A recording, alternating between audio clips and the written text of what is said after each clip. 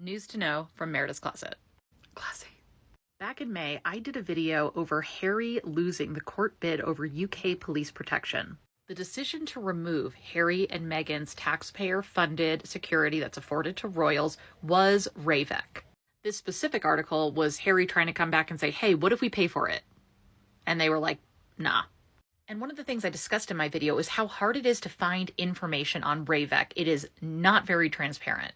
Just this week, The Sun dropped an exclusive of Andrew's guard to get his security back, with the backing of Priti Patel, the former Home Secretary. And this involved a leaking of her letter, which she had sent to Sir Clive Alderton, the King's private secretary. In the letter, she mentions the decision made on Harry's behalf for security as well as Andrew's. Don't like the two of them in the same sentence, but anyway. Her point is that there is a lack of transparency when it comes to RAVEC, who makes the decisions and the decision-making process. Transparency? Are you new here? I mean, just this week, the Met was like, yeah, nothing to see here. King Charles's charities and getting money potentially for honorary titles and in suitcases is NBD. It's fine. Like, no, move on. Look over there. Patel was forced to go to the king and apologize for this. Some mafiosa stuff over there. And there is good reason for King Charles to not want his name anywhere near this. It was clearly a warning not to challenge the process, but probably not to bring up the Duke of York's name or his security.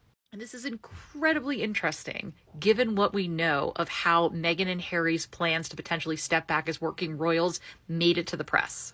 It is Dan Wootton of The Sun who broke the story about Harry and Meghan potentially stepping back as working royals in January of 2020. Interesting here is that it's The Sun that gets the exclusive. There was a lot of speculation over how Harry and Meghan's email explaining their decision to step back and how that might happen made it to the press, with specific lines and details that could only have been lifted from the email. That email from Harry and Meghan would have been sent to the key players who had to make the decision about what the future would look like for the Sussexes. That would include the Queen and her private secretary, Prince William and his private secretary, and then Prince Charles and his private secretary, Sir Clive. And while there's been a lot of speculation that it was Prince William's camp that leaked it, potentially Jason Knopf or Christian Jones to his partner, who then gave the information to Dan Wootton, who knows? Seems like there's a lot of leaky faucets in those palace communication teams. We know from last year that Sir Clive Alderton was among 10 people tasked with making decisions about the protective security to the British royal family. Now we know that Chris Fitzgerald, the King's deputy private secretary, also sits on the committee, as does a senior aide to the Prince of Wales. Royal Suitor surmises that the senior aide to Prince William is likely his private secretary, Jean-Christophe Gray. And then there are people from the Met and the government and other officials that are on the board as well. But keep an eye on this story.